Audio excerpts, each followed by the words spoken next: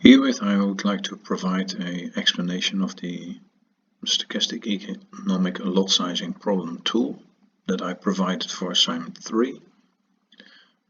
First of all, there's the normal cost structure used in this context with fixed ordering cost A, a holding cost per unit on inventory at the end of a period, H, and the cost per unit backlogged at the end of a period, P. Then there's a demand process defined. We can model stationary demand, which in fact now the case. We assume that AT is always 100. We indicate this by that there's only one period recognized in the demand process. So every time and again the mean is 100.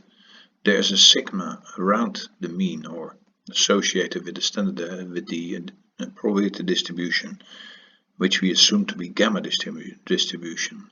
It has a sigma of 50. Percentage amplitude will be used in the context of stochastic dynamic demand, and that is generated if we assume, for example, that every 4 weeks a pattern repeats itself, and then with the 50% amplitude the tool automatically generates such a pattern.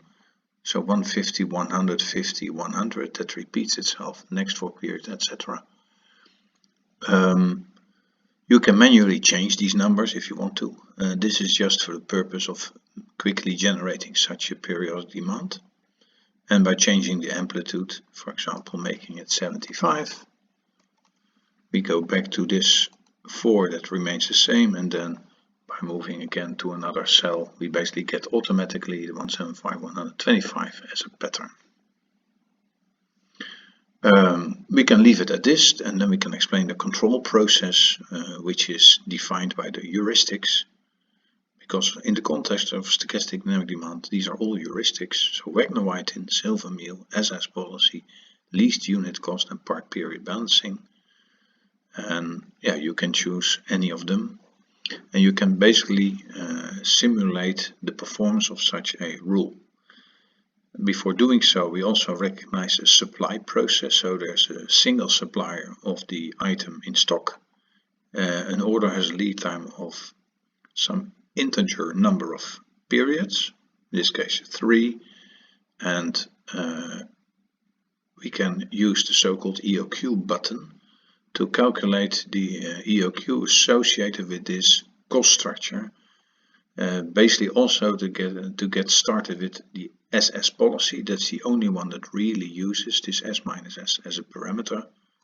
So if you press the button, now you see nothing change, but if we, for example, change this into 400, then again the EOQ is automatically calculated, and we can use this in the context of this particular SS policy. Now we can just return the value to 500, again EOQ, and then we basically use this value in our simulation. The control process for these policies, in particular the ones other than SS, needs a horizon. So also here the policy includes setting a horizon of 10 periods or any other value.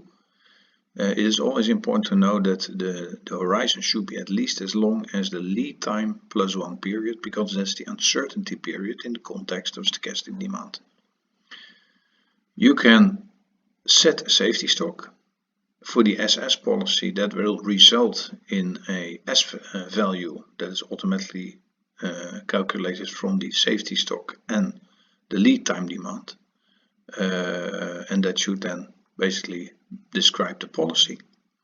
For the other policies, you only need to set the safety stock. So if we set a safety stock of 200, we can now run the Wagner-Whitin policy. We run it and then we compute performance, and we have a run length here of 100,000 periods. Now that is probably more than enough to run such a simulation so that you get good approximations for all the performance characteristics. So that's why we now run, and then basically we find that for this particular setting with the Wagner-Whitin algorithm and a safety stock of 200, we get a total cost of 516.999. Now the value is split in holding and penalty cost and ordering cost. We also calculate the mean order quantity, which is 276.093, and we find the non-stock out probability at the end of an arbitrary period, which is 0.99. Now, one of the things that turns out to be useful to know is that there is a theorem that tells us that under the conditions that we have set for the demand process, and given these safety stock parameter driven policies that we see over here, that we can upfront compute the optimal non-stock out probability as being the so-called Nusswender fractal, which is calculated as P over P plus H, which means in this case 19 over 20, which is 0.95. And that basically implies that this service level is too high. It gives this cost, but we can improve on it. Of course, this will be trial and error, which I just show over here. It's a manual process. So I put here 160 because I think a service is far too high. And then we still have to reduce further because apparently it doesn't go that fast. So let me put it equal to 100, bigger jump. It's still too high. We make it 90. We're getting closer, and what basically should be seen step by step, let me put it equal to 88, is that the cost is going down. So we see here 95459,817. Of course, too many digits, you might say, but okay, this is a very accurate approximation, simulation. But we could argue if you're now on 0.950, then we should, if we further reduce, then either the 950 remains the same or we get a slightly higher cost. In this case, we get a slight higher cost.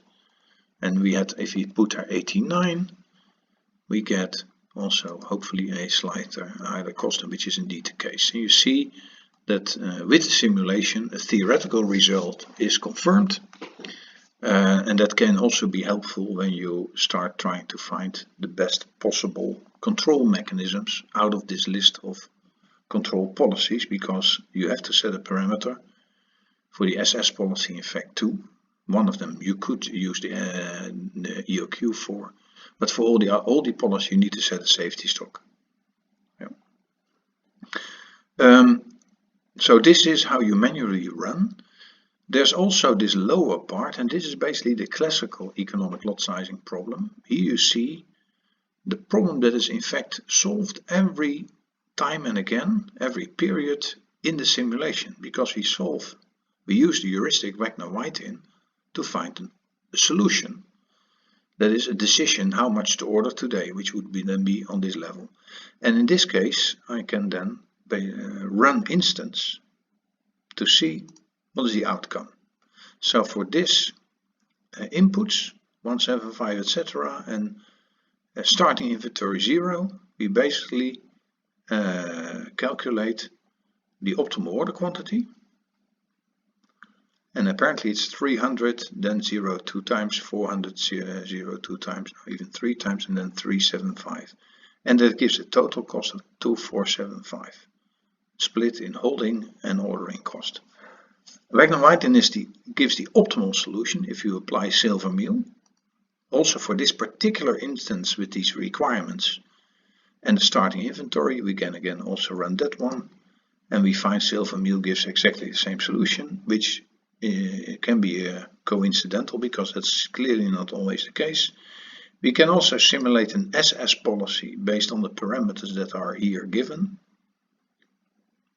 and that gives a cost. And then you see that's a very bad idea to solve this deterministic problem with an SS policy. EOQ we can apply as well. That's altogether not that bad. And least unit cost gives a reasonable outcome, and part period balancing 2500. And if you can go back to Wagner-Whitin, which is optimal, we can see it and still improve. So this is solving the problem that's solved every period, and you could edit these numbers, but this is basically to give an indication that that the algorithms used in the simulation are the right ones.